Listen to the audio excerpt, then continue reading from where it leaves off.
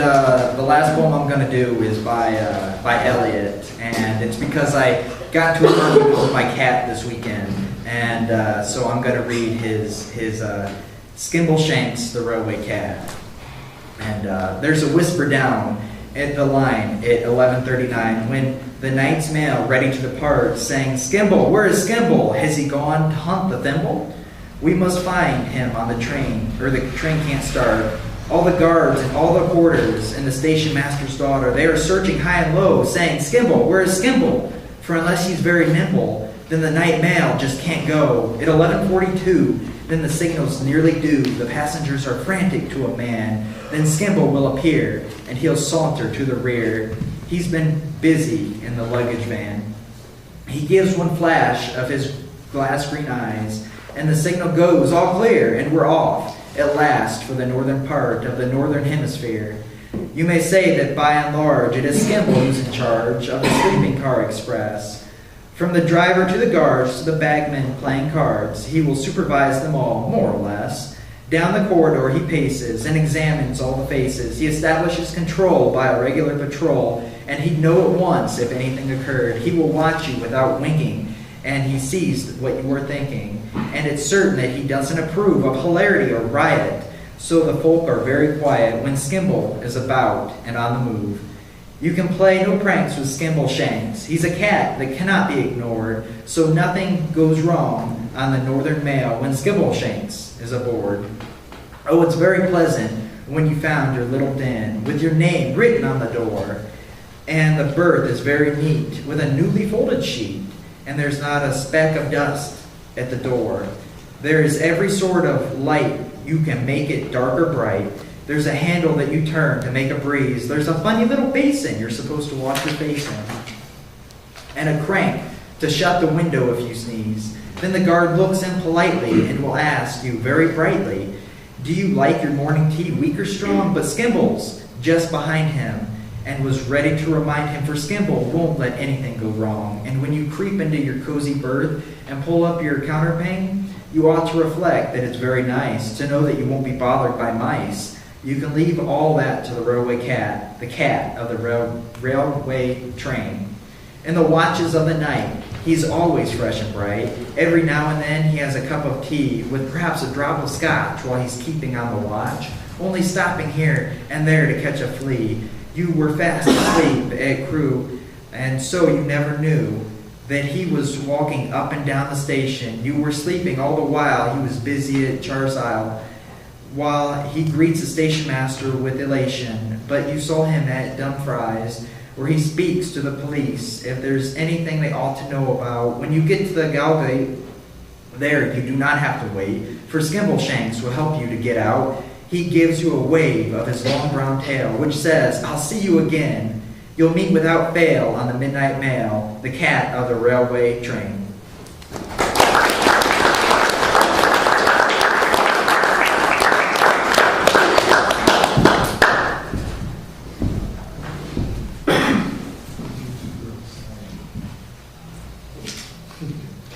And the next person on the list is Manuel.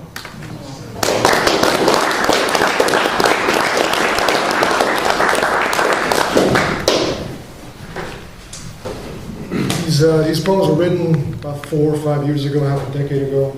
The first one, It Is With a Kiss, is for Michael Grover, Deaths of Capitalism, and Moloch. It is with a kiss. It is with a kiss that I initiate this entreaty, lest it becomes another broken treaty.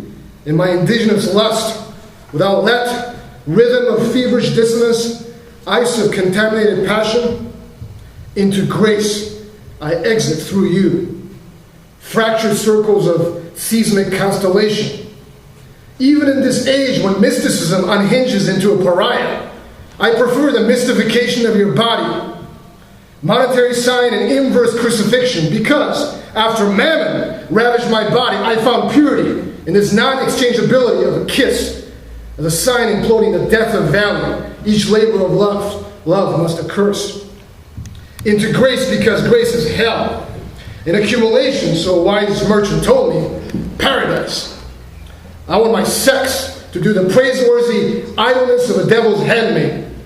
1,000 days of ascent for a singular descent straight into the abyss. We storm the straight gate to force the god of empire to fuel his massacres. Glorious dignities of dying in flight, wings of flame drenched in the searing whiskey of utopia. You remember Baghdad burning in the ancient scripts that prophesied these bitter furies? Revelations of decapitated skeletons, maimed eyeless children, and liquidated libraries? Here gashed into fulminating light, a fragment of the ancient commons against imperial Rome. John of Patmos left unwritten, smoldering into bare ashes and reckless blood, bestirred with a severed finger, drawing a line in the sand. Barbarism of his document, called Civilization, that an age of history helped us repeatedly shred, only to be betrayed in the last instance by the treachery of ad nauseam imperial resurrections. The spirit of bloodthirsty psychotic messiahs, lambs of war to the slaughter of innocent bystanders, their disemboweled bodies torched, raped, and a civilized and infinite justice, enduring freedom, possessed us a little more viciously, gas our constant souls a little more intensively, because no apocalypse was ever committed without the gnarled sign of prophet, who signified as picked clean, made to disappear without a trace, and we, the proletarian, signified prefer visible pain to invisible peace. Empire's treaties are legislatures of fire and blood, intoning Gloria in excelsior Deo, that turns a fleeting kiss on the corpse of abstract value into multiple scars of mass stigmata. Who shall recompose its new theology as ruthlessly drunk, excommunicated apostates? The multitudes are dying, and the specter of war is a signifier that dissolves the dystopia of money. Our theology rewrites the heaven of Moloch with the infernal signs of crisis that every war betrays, and that we remake. Kill all kings and messiahs. Our Judas kisses will unravel the motion of capital from within. This next one is called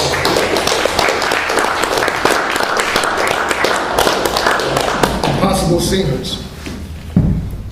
Gunning through tremulous avenues and pink crescents of fevered delectation. How a mole swinging like an absent-minded goldfish in shivering dew of sweat can obsess an intelligence in search of a world's map. In a softly quivering fist of petals we suck with innocent devotion. If penetration is a word too militarily sterile, an unsexily brittle high-tech imperial sigh for this cunningly heterodox investigation to canonize a moment of boundless embraces into unacknowledged penile and vaginal sainthoods, that my thoughts, like a desolately committed pilgrim, renounce as soon as the evanescent afflatus of mutual conflagration dissipates. Then let the word felicity break up the comical algebra of your lips inside my anus. For all the true saints laugh with fiery aches in their bellies and make peace with a messy ecology of fleshly reproduction centered in pleasure and luminous frenzy. They are dialecticians who materialize virtues from the purity of earthly sins in paradisiacal adorations into a sweetly tender orgy of hummingbirds' endless kissing, recasting the historical logic of evolution into coital intensities of spirit. And because we're no saints, but petty criminals, trucking and gratuitous ejaculations, and muscular reverberation in the marketplace of unwedded future ghosts, all the unfinished maps of our orgasms will be printed in a blurring ink, dripping salaciously across the sumptuously mercantile ledgers of erotic accumulation. The night we shall finally conquer the fetishism of our aimless fucking, with only glistening eyelids, sensual tongues on fire, and piercing light of utopian memory, is the night we shall truly triumph in the minor death of our senses.